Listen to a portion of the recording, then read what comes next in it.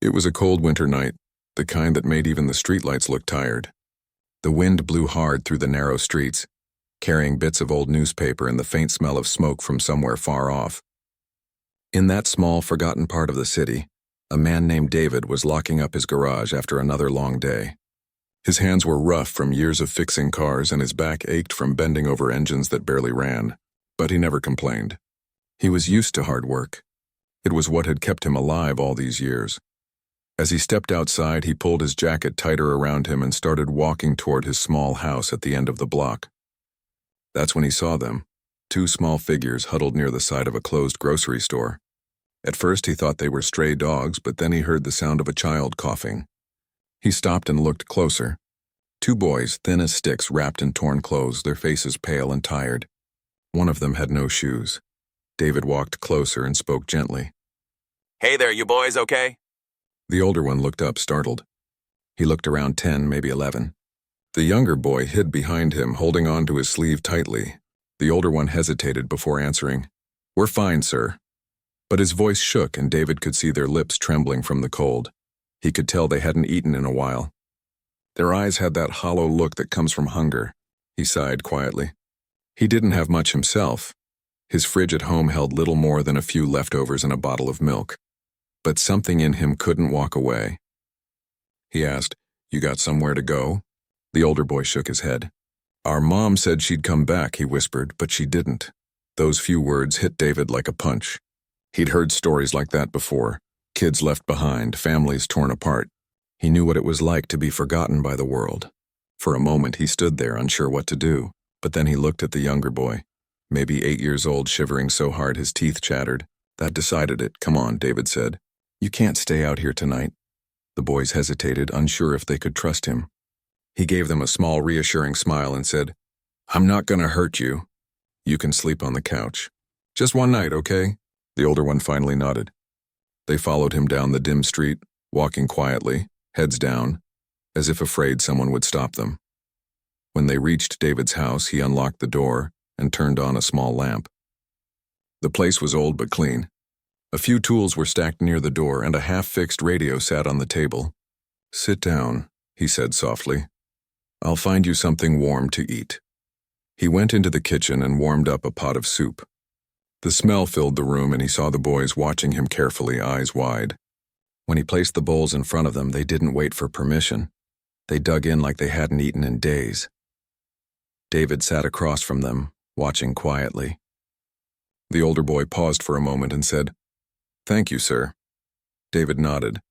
"Eat. You'll feel better after." When they finished, he brought out an old blanket and told them they could sleep on the couch. The younger one fell asleep almost immediately, his head resting on the older boy's shoulder. David turned off the light and stood there for a long moment, watching them. Something about the sight made his heart ache. They reminded him of himself when he was young, alone and scared but trying hard not to show it. The next morning, the smell of coffee filled the air. The boys woke up to the sound of birds outside. David was already up, fixing a squeaky window near the kitchen. When he noticed them awake, he smiled. "You two sleep okay?" The older one nodded. "Yes, sir." "We're sorry for bothering you." David waved a hand. "You didn't bother me. You hungry?" They both nodded shyly. He cooked them scrambled eggs and toast, the simplest breakfast he could make, but the boys ate as if it was a feast. After breakfast, David sat at the table with them. "You got names?" he asked. The older one said softly, "I'm Eli. This is my brother Noah." David nodded. "All right, Eli and Noah, you know where your mom is?" Eli looked down. "She went to find a job a long time ago. Said she'd be back soon, but she never came back." David felt his chest tighten. He didn't push for more. He just said, "Okay, we'll figure something out." He spent the next few hours making calls to shelters, to social services, but everywhere he called was full. Some told him to bring the boys in the next day. Others said there was a waiting list. One woman on the phone even told him, "They'll be fine for a few nights on the street." David hung up, disgusted. "No, they won't," he muttered. That night, the boys were still there. They helped him fix a small motor he'd been working on, eager to be useful. Eli was quick to learn, asking questions about tools and wires. Noah handed him bolts with a big grin. For the first time in a long while, David found himself laughing. The sound surprised him. It had been years since he'd felt that kind of warmth in his home. Over the next few days, the boys began to settle in. David bought them clean clothes from a thrift shop and found an old backpack for each of them. When they saw their new shirts and shoes, their faces lit up. "You didn't have to do this," Eli said, his voice soft. David shrugged. "Maybe not, but somebody had to." Neighbors started to notice. Some were kind, they dropped off food, offered help. Others whispered things behind his back. He heard one man say, "Why's he got those kids in his house? They're not his." David ignored it, but it still stung. He knew people would talk, but he also knew the boys had nowhere else to go. He wasn't going to turn his back on them. One evening, as they were eating dinner, Eli looked up and said, "Why did you help us?" David thought for a moment before answering. "Because someone once helped me," he said. "A long time ago when I didn't deserve it. I never forgot that." The boys nodded quietly, taking in his words. Days turned into weeks, and the bond between them grew stronger. David found himself looking forward to their laughter, their questions, the way they ran to the door when he came home from work. He wasn't used to being called sir all the time, so one day he told them, "You don't have to call me that. Just David is fine." But Noah, with a shy smile, said, "Okay, Sir David," and the three of them laughed until their sides hurt. One night, as the boys slept, David sat by the window thinking. He knew he couldn't keep them forever. The system would find out eventually. But in his heart, he didn't feel like he was breaking any law. He felt like he was doing what was right. He had never been a father, but somehow those two boys made him feel like one. A week later, a social worker finally came by. She looked around the small house and then at David. "You understand this isn't a long-term solution," she said. "They need a stable home." David nodded. "I get that," he replied quietly. "But until you find one, they're staying here." She studied his face for a moment and said, "You care about them, don't you?" David looked over at the boys who were drawing on the floor with pencils he'd bought them. "Yeah," he said softly, "I do." That night, when he told the boys that someone from social services might find them a new home soon, Noah's face fell. "You mean we have to leave?" he asked, his voice trembling. David hesitated. "Maybe," he said, "but wherever you go, you'll be okay." Noah shook his head. "I don't want to go." Eli looked down, saying nothing, but David could see the same fear in his eyes. He didn't know how to explain that sometimes doing the right thing still hurts. In the following days, the social worker didn't return. Maybe she'd seen enough to know the boys were safe. Maybe she had too many other cases to handle. Whatever the reason, they stayed, and as time passed, they began to feel like a family. David taught them how to fix small things around the house, how to sweep the porch, how to make pancakes on Sunday mornings. In return, they taught him how to laugh again. Winter turned to spring, and one morning David woke up to the smell of burnt toast. He rushed to the kitchen and found Eli and Noah proudly holding a plate of breakfast they had made for him. The toast was dark, the eggs were half cooked, but David smiled wide. "You made this for me?" Eli nodded. "You always cook for us." "We wanted to try." David sat down and took a bite, pretending it was perfect. "Best breakfast I ever had," he said, and they both grinned. That day, as he watched the boys run outside, their laughter echoing down the street, David realized something. He had started out trying to save them, but in truth, they were saving him too. They filled the silence that used to haunt his house. They gave him purpose, something to wake up for. He didn't know what the future would bring, but at that moment, he didn't care. All that mattered was that those two boys were safe, warm, and smiling. For the first time in a long time, his small home didn't feel empty. It felt alive. The months passed quietly, and life inside that small house began to settle into a rhythm. The morning started with the sound of laughter, the clinking of dishes, and the smell of coffee mixed with toast. The boys were no longer the shy, frightened children David had found on that freezing night. They were growing, smiling more, sleeping better. They had color in their cheeks again, and their eyes no longer looked lost. David still worked long hours at the garage, fixing cars for the people around the neighborhood. Some customers paid him in full, some paid half, and some paid nothing at all, but he never complained. He'd learned long ago that kindness had its own reward. Every evening when he walked home and saw the light on in his living room window, he felt something warm rise in his chest. That small light meant home. It meant family. One evening, as David walked in, he saw the boys sitting on the floor surrounded by books. They were trying to do homework, their brows furrowed in deep concentration. Eli looked up and grinned. "We got enrolled in school today," he said proudly. David stopped in surprise. "School? Who helped with that?" Eli held up a paper with a teacher's name. "The lady from the shelter helped us. She said we could start next week." David smiled. "That's good. You boys need to be in school. Education changes everything." Noah made a face. "Do we have to?" David chuckled. "Yes, you do. No skipping. And if you get in trouble, they'll be calling me." The boys laughed, not realizing that David's heart was full at that moment. He'd never thought he'd hear something so normal in his house again. Talk about school, homework, and teachers. When their first day of school came, David woke up early and made them breakfast. He ironed their shirts, making sure they looked neat. They looked nervous, standing by the door with their small backpacks. "You'll be fine," he said, kneeling to fix Noah's collar. "Just be yourselves, be kind. And remember, I'll be right here when you get back." They nodded, still unsure, and walked out together. As they disappeared down the street, David stood in the doorway for a long time watching. He felt proud but also a little lonely. The house was quiet again, too quiet. When the boys came back later that afternoon, they were full of stories. Eli talked about the science lab, about a teacher who made them laugh. Noah talked about a boy who shared his crayons. Their joy was contagious. They talked through dinner, and David listened, nodding and smiling the whole time. For the first time, he felt like a real father. But not everyone around them was kind.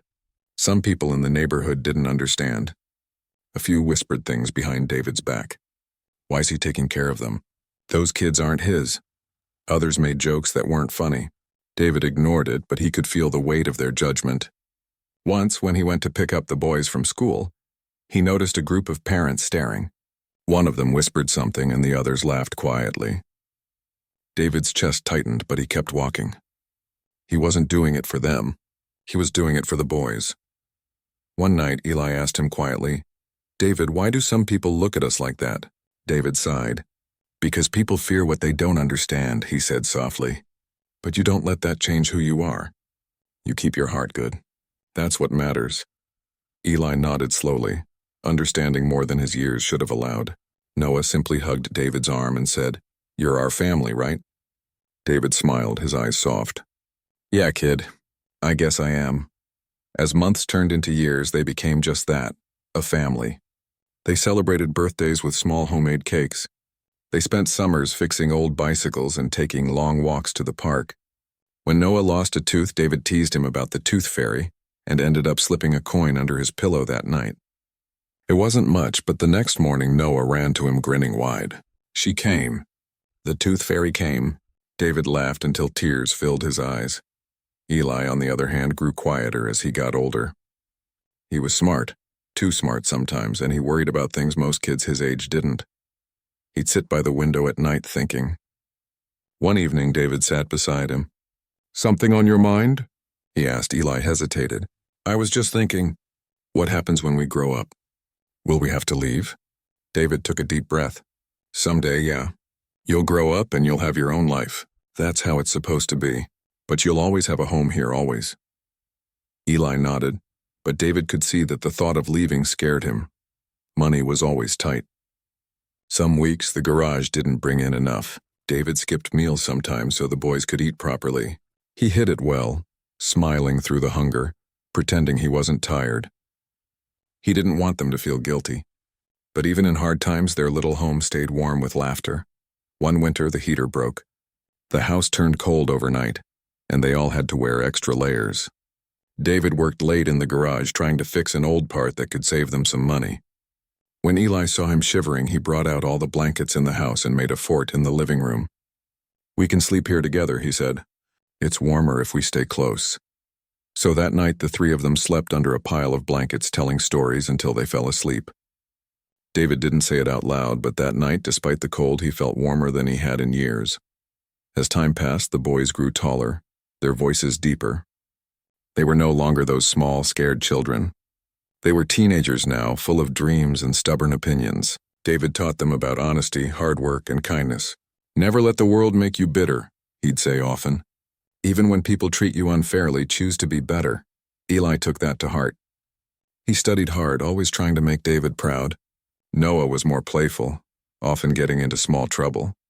Breaking a window while playing ball, coming home late from hanging out with friends. But David never raised his voice too much. Instead, he'd sit Noah down and talk to him gently. "You got a good heart, son," he'd say. "Don't waste it doing the wrong things." The boys still called him David, but sometimes when they were half asleep or scared, they'd slip and call him Dad. Every time they did, his heart felt heavy with joy. He never corrected them. One summer, the three of them worked together at the garage. David showed them how to change tires, fix engines, and keep customers happy. The boys loved it. They spent whole days there, their hands covered in grease, laughing at jokes no one else would find funny. People who walked by would sometimes stop and smile at the sight. A man and two young men working side by side, more like a family than anything else. But not everything was easy. One day a customer got angry at a delay and shouted at David, calling him names that made Eli's face turn red. David stayed calm, finishing the work without saying a word. Later that evening, Eli exploded. "Why didn't you say something? He had no right to talk to you like that." David looked at him and said quietly, "Because anger only gives him what he wants. You fight by staying strong, not by shouting back." That night, Eli thought about those words for a long time. They stayed with him for years. Life wasn't perfect, but it was theirs. Every struggle, every laugh, every quiet moment, they shared it all. On weekends, they'd sit on the porch watching the sunset. David would tell stories from his younger days, stories about mistakes and lessons learned the hard way. The boys listened, wide-eyed, soaking up every word.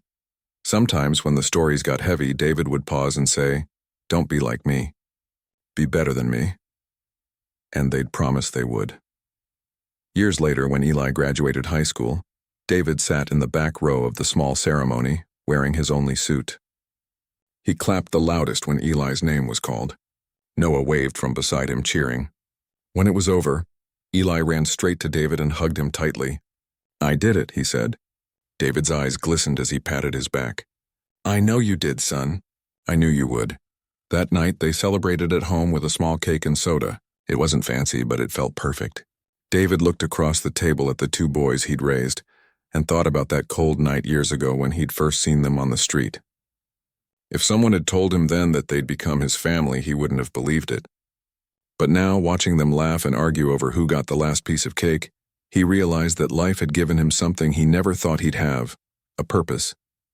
He didn't know what the future held. He didn't know that soon. Life would test them in ways they couldn't imagine. But for now, in that small, warm house filled with laughter and hope, everything felt right. And deep down, David believed that no matter what came next, the love they shared would carry them through anything. The years moved quickly, like pages in a book turning too fast to catch every word. The boys had grown into young men now. Eli had started college nearby, studying journalism, while Noah was finishing his last year of high school. The house felt different, quieter in some ways, but still full of life. The smell of oil and metal still clung to David's clothes. The sound of tools still echoed from the garage, and every evening, the three of them still sat down to eat together. Even if their schedules were busy, David was proud. He had seen the boys grow from frightened children into strong, kind men. They weren't related by blood, but they didn't need to be. The bond they shared went deeper than that. He would often think about how far they'd come and feel a quiet sense of peace, something he had rarely felt in his life before them. But peace never seemed to last long in David's world. One Friday evening, David stayed late at the garage. A few regulars came by to hang out, have coffee, and talk. It wasn't unusual. He'd become somewhat of a neighborhood figure over the years. People came to him not just to fix cars, but to talk about their lives. That night, a man named Rick, who lived a few blocks away, came in with his car making a strange noise. He wasn't a bad man, just hot-headed and known to start arguments when he'd had a drink or two. As David worked under the hood, Rick started pacing around, muttering about someone who owed him money. He was angry, his voice loud enough for people outside to hear. David tried to calm him down. "It's not worth getting worked up over," he said, wiping his hands on a rag. But Rick didn't want advice, he wanted a fight.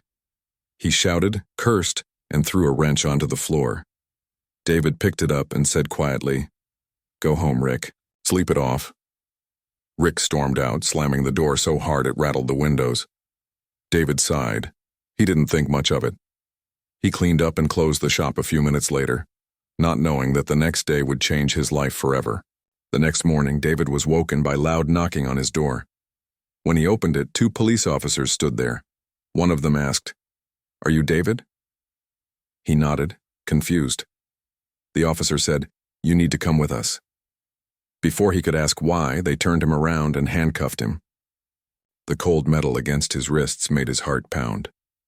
Eli, who had just woken up, rushed to the door shouting, "What's happening?" The officers didn't answer. At the station, David learned the shocking news. Rick had been found unconscious near the alley behind the garage. Someone had hit him during a fight. He was badly hurt, and witnesses said they saw David arguing with him earlier that night. The police didn't look for anyone else. To them, the story was simple. A man gets angry, a fight happens, someone gets hurt.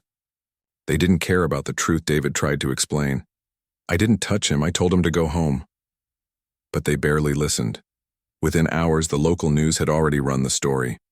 The headline was short and cruel. Neighbors who had once smiled at him began avoiding his eyes. Some whispered, "I knew something wasn't right about him." It didn't matter that there was no proof. It didn't matter that he'd lived an honest life for years. The system had already decided who he was. When Eli and Noah visited him in the small holding cell, he tried to stay strong. "Don't worry," he said softly through the bars. "The truth always comes out." But Noah's eyes were full of tears. "You didn't do anything," he whispered. "They can't do this." David smiled weakly. "They can. But you boys, you keep your heads up, all right? Don't lose yourselves in anger." The weeks that followed were a blur. David's name was dragged through the mud. The police claimed they found a tool from his garage that matched the mark on Rick's head. But the truth was, that same kind of tool could be found in 100 different garages. Still, the evidence was enough for the court to charge him. His lawyer was overworked and tired, one of those public defenders who barely had time to read through the files. "We can try to get a lighter sentence," the lawyer said, "but it doesn't look good." David shook his head. "I didn't do anything. I'm not saying I'm guilty for something I didn't do." The lawyer sighed. "Then you're risking life in prison." David looked him in the eye and said quietly, "Then I'll take that risk." During the trial, Eli and Noah sat in the courtroom every day. They watched as the prosecutor painted David as an angry man with a temper. They talked about his rough childhood, his old police record from years ago when he was falsely accused of theft, a case that had been dropped but was still used against him. They ignored his good deeds, the kids he'd raised, the people he'd helped. The truth didn't seem to matter anymore. When the verdict came, the room fell silent. "Guilty," the judge said. David's heart sank, but he didn't show it. He turned to look at the boys sitting behind him. Their faces were pale, eyes wet with tears. He managed a small smile, the kind that said, "Don't lose hope." The judge's voice echoed again. Life in prison. The gavel struck, and it was over. That night, as he was led away, David looked back one last time at the 2 young men who had become his sons. "Don't let this change who you are," he said softly. "Be better than the world around you." Eli tried to reach for him, shouting, "We'll fight for you, we'll get you out." But the guards pushed him back, and David disappeared down the hallway. After that day, everything changed. The small house that once felt full of laughter turned quiet.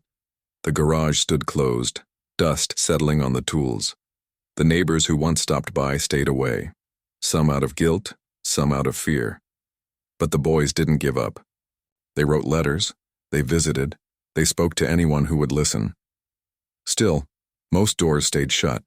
Months turned into years. David's hair turned gray behind bars, but he never let bitterness take over. He spent his days reading, working in the prison shop, and writing letters to the boys. His letters were always full of encouragement. "Keep going," he wrote. "Don't let this stop your dreams. Truth always finds a way." He never complained about his own situation, never mentioned how cold or lonely it was. He only asked how they were doing. Eli threw himself into his studies, determined to make sense of what had happened. He joined a journalism program and began writing about wrongful convictions, about people forgotten by the system. He said it was for a college project, but deep down he was writing about David. Noah, on the other hand, grew quieter.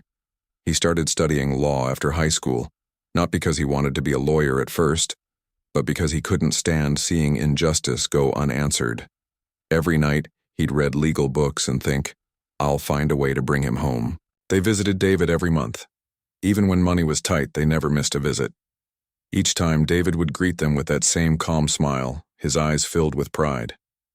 "You boys are doing good," he'd say. "I can feel it."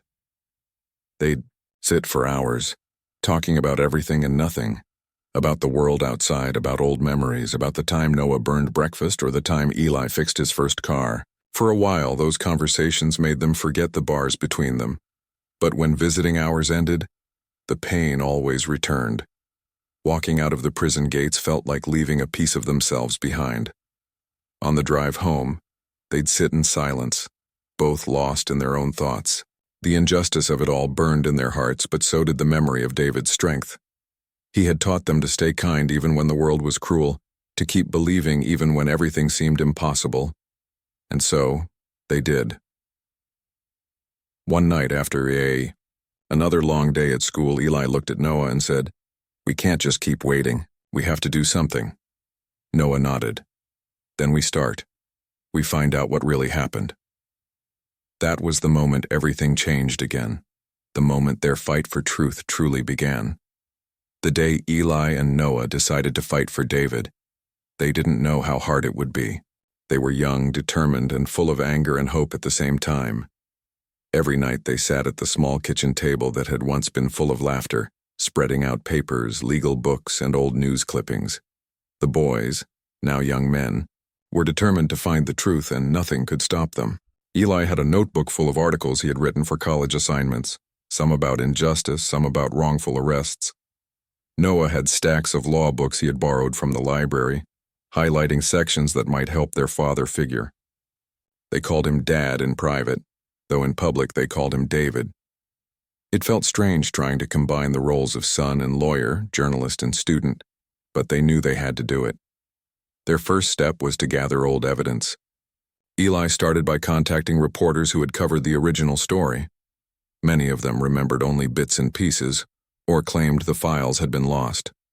But one old journalist, a woman with sharp eyes and a kind smile, remembered David well. "He was always polite," she said, "always calm, always helping people. I never understood why the case went the way it did." She dug through her archives and found photographs of the night in question, snapshots of the crime scene that had never been shown in court.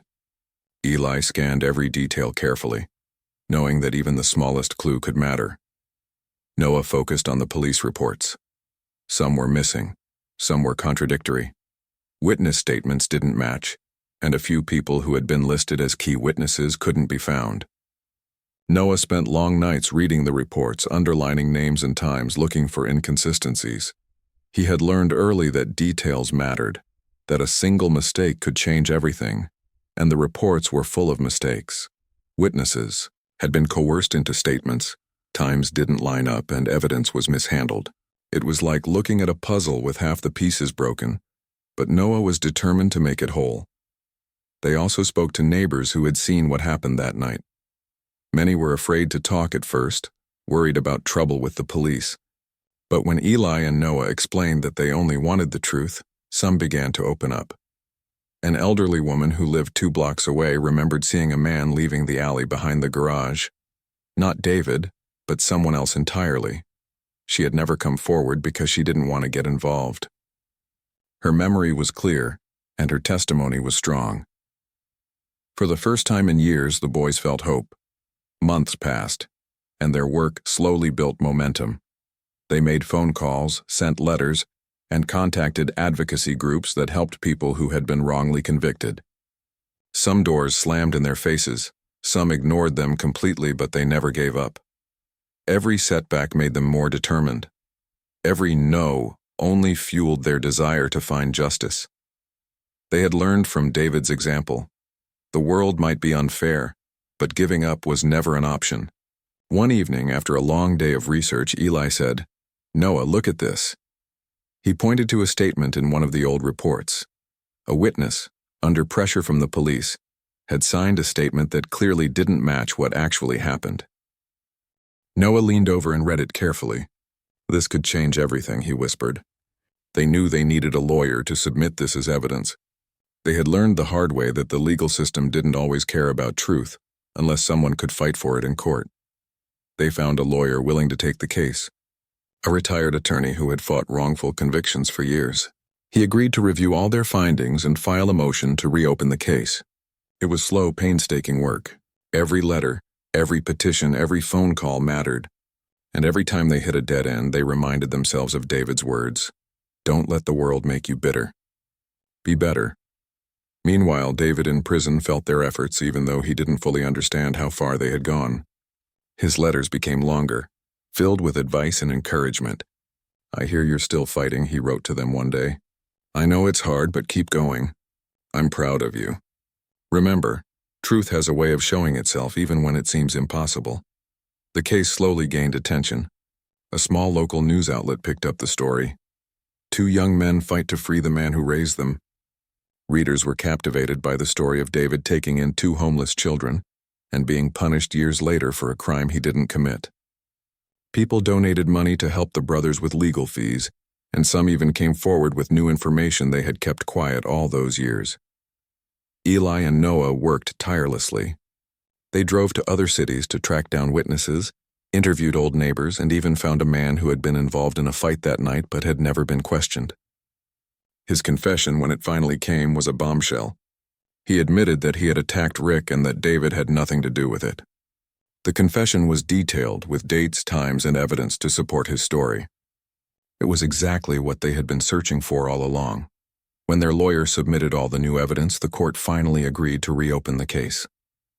For the first time in 20 years, there was a real chance that David could walk free. The brothers couldn't believe it. They had spent years fighting, often feeling powerless, but now there was light at the end of a long, dark tunnel.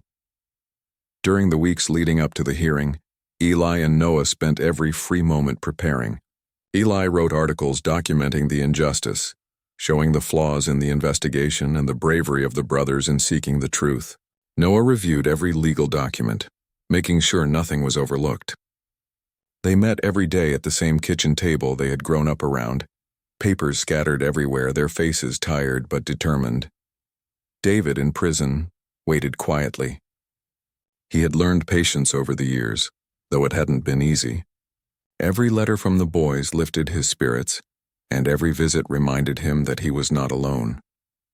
He thought about the long years he had spent behind bars, about the moments he had doubted everything, and about the boys who had never given up. He realized that sometimes love and loyalty could be stronger than injustice itself. Finally, the day of the hearing arrived. The courtroom was small, filled with lawyers, journalists, and a few supporters who had followed the story for years. Eli and Noah sat together, holding each other's hands tightly. When David was brought in, gray-haired and thin but still standing tall, their hearts leapt. After all these years, they were about to see him walk free. The judge listened carefully as the new evidence was presented. Witnesses were called, statements were read, and the confession of the man who had actually committed the crime was submitted. Every detail was checked, every fact verified. Eli and Noah sat quietly, holding their breath, praying silently. The atmosphere in the courtroom was tense, but there was a sense of hope, a feeling that justice might finally be served.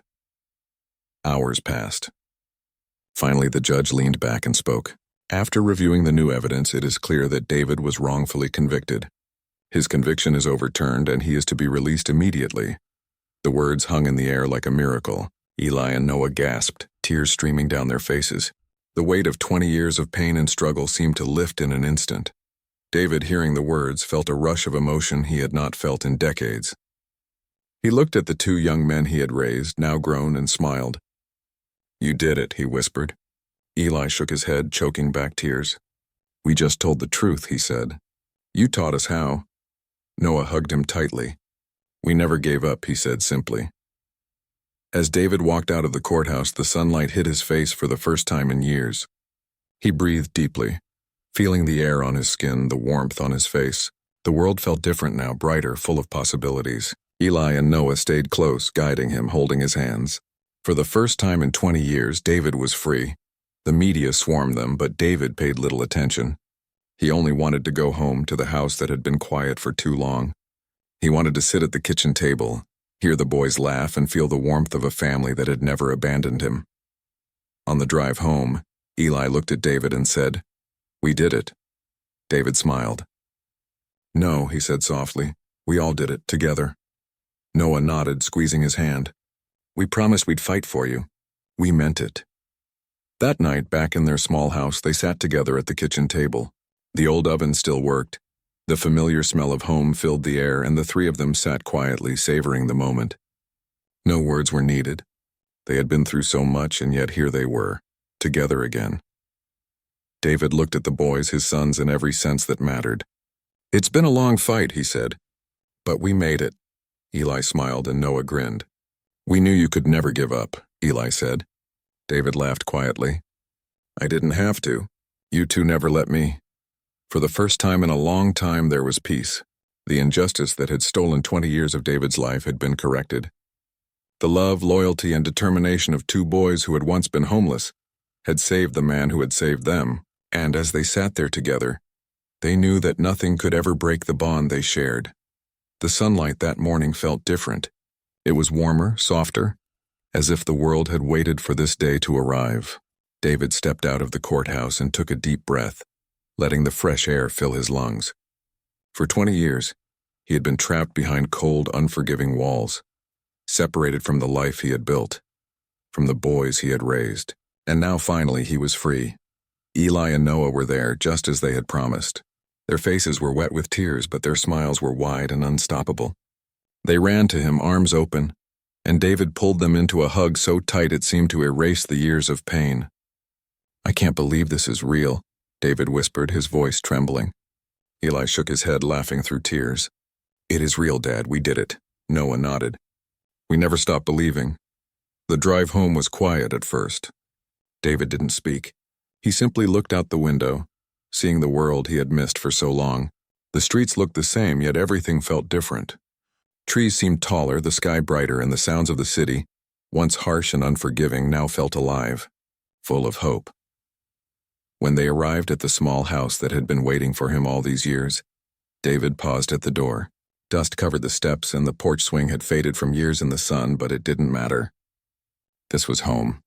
Inside, the kitchen smelled faintly of coffee and bread. It was a simple smell, but one David had longed for, a reminder of every ordinary, precious moment he had almost lost. The first thing David did was sit at the old kitchen table. He reached out and touched the worn surface, remembering the nights they had spent there planning, laughing and dreaming. Eli and Noah sat across from him, and for a moment they just looked at each other, not speaking. Words felt small compared to everything that had happened. Then Noah said, "You're finally home." David smiled. "It feels like I never left," he said, and the boys laughed softly. They had waited so long for this moment, and now that it was here, it felt surreal. David spent the next few days reacquainting himself with life outside prison. Every simple task was a discovery. Walking down the street without walls, feeling the sun on his face, hearing the laughter of children playing nearby. He realized how much he had missed. The smell of rain on asphalt, the sound of birds in the morning, even the small interactions with neighbors that he had taken for granted. The neighborhood had changed in subtle ways. Some people recognized him and waved. Others avoided his eyes, but David didn't care. The only thing that mattered was the house he shared with Eli and Noah. Together they began to make it their own again. They cleaned, painted, and fixed what had fallen apart over the years. Every small repair felt symbolic, like repairing the years that had been taken from them. The boys watched David settle back into life, seeing him in a new light. He was older now, of course, with lines etched from years of struggle, but he still had the same warmth, the same quiet strength that had drawn them to him in the first place. David, in turn, marveled at the men they had become. Eli was thoughtful and deliberate, his mind sharp as ever, while Noah had grown strong and steady, carrying the quiet determination that had always been part of him. One evening, After dinner, Eli turned to David. "We've been thinking," he said, "about what comes next." David raised an eyebrow. "Go on." Eli smiled nervously. "We want to help you. You saved us when we were kids. Now it's our turn. We want to start something, a foundation or program to help kids who don't have anywhere to go." David felt a lump in his throat. He had never expected this. "You want to do this? For me?" he asked softly. Eli shook his head. "Not just for you. For every kid who's scared and alone like we were." David's eyes filled with tears. "I don't know what to say," he whispered. "You've already done more than I could have ever imagined." Noah added, "We can do it together. You don't have to do it alone." And in that moment, David realized that their bond was more than family. It was a shared mission, a life built on trust, love, and loyalty. The foundation they created was small at first, but it grew quickly. They started by offering food, shelter, and mentorship for kids who had been abandoned or left behind. David taught them life skills just as he had taught Eli and Noah, how to cook, fix things, and take care of themselves. The boys, in turn, taught the kids to read, write, and believe in the power of kindness. The house became a place of hope, laughter, and learning. David often sat back and watched the children play in the yard, and he remembered the night he first met Eli and Noah. He thought about how alone they had been, and how little it had taken to make a difference. One small act, letting 2 kids inside on a cold night, had changed the course of 3 lives forever. It reminded him that no matter how small or powerless someone might feel, even the simplest choice to help can ripple across decades. The boys, now young men, continued to grow in their own lives too. Eli became a journalist, using his platform to tell stories that mattered, stories that gave voice to those who had been silenced. Noah pursued law, focusing on helping people who had been wrongfully convicted. Together, they became a team that could fight injustice while nurturing hope. They worked hard, but every day they returned home to David, to the house that had always been their anchor. As the years passed, the foundation flourished. The children they helped found strength and courage in David's guidance and the boys' mentorship. Families were reunited, skills were learned, and hope was restored. And through it all, David remained quietly proud, always reminding everyone, kindness doesn't cost a thing, but it can change everything. One evening, after another long day at the foundation, the 3 of them sat on the porch, watching the sun set over the neighborhood. David looked at Eli and Noah and said, "Do you remember that first night, when I found you 2 shivering in the cold?" Eli and Noah nodded, smiling. "I never forget it," Noah said softly. David continued, "I didn't know what I was doing back then. I just knew I couldn't walk away. But now, looking at you both, I realize that night was the start of everything. You gave me as much as I gave you." Eli reached over and took his hand. "You gave us everything, Dad. Without you, we wouldn't be who we are." The air was calm, filled with the quiet sounds of the city settling for the night. The porch light cast a warm glow over them, and for a moment they sat in silence, simply breathing in the peace they had fought so hard to find. David realized that freedom wasn't just leaving prison. It was being surrounded by people who loved you, who believed in you, and who would never abandon you. As darkness fell, David thought about the future. There would be challenges, of course. Life would never be completely easy. But now he had Eli and Noah, and together they had built something lasting, something that mattered. He knew that whatever came next, they would face it as a family. Before going to bed, David walked through the house, seeing the photographs of their journey. Eli and Noah as children, their first day of school, moments of laughter, milestones and small victories. Each picture was a testament to resilience, love, and the power of standing by someone when the world walks away. He paused at the last photo, a picture of the 3 of them taken on the day David was released. All 3 were smiling, their arms around each other, a simple reminder that even after decades of hardship, family could endure. David whispered softly, "Thank you, not just to the boys but to life itself for giving him a second chance." The next morning, the house buzzed with activity again. Kids ran through the halls laughing and shouting, bringing life back to every corner. David helped with breakfast, Eli organized school supplies, and Noah prepared for a meeting with a lawyer for one of their foundation kids. The rhythm of their life, full of purpose and love, was the proof of everything they had fought for. And in the quiet moments, when the day ended and the children had gone home, the three of them would sit together, sometimes in silence, sometimes sharing stories.